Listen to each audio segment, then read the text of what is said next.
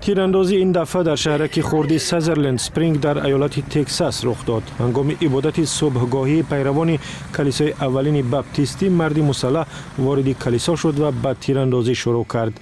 در مدت کوتاه 26 نفر را کشت، ده تن دیگر را مجروح کرد. به گفته مقامات قربانی خردترین 5 ساله و بزرگترینشان 72 ساله است. دختر 14 ساله راهب کلیسا هم هلاک شده است.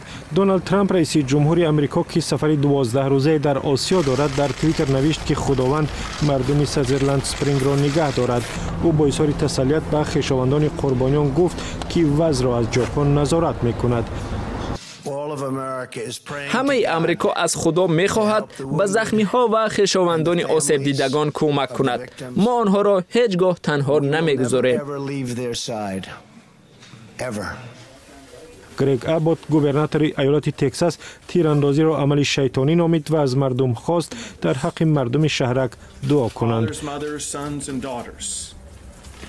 این یک فاجعه بسیار بد است چون در جای عبادت در داخل کلیسا مردم بیگناه را کشتند. ما از مرگ آنها اندوهگینیم و به خویشاوندانشان کمک میکنیم. با گفته پلیس جسد فردی مسلح را در محله همسایه پیدا کردند. گفتند که او یک جوان سفید پوستی 26 ساله است. با گفته مطبوعات او با اسلحه اتوماتی مسلح بوده است.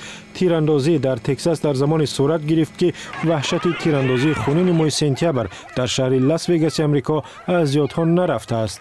در آن زمان یک مرد تیرانداز 58 نفر را در یک کنسرت کشت. حادثه نو به شک دیگر باره بحث استفاده اسلحه در آمریکا را بیشتر می‌کند.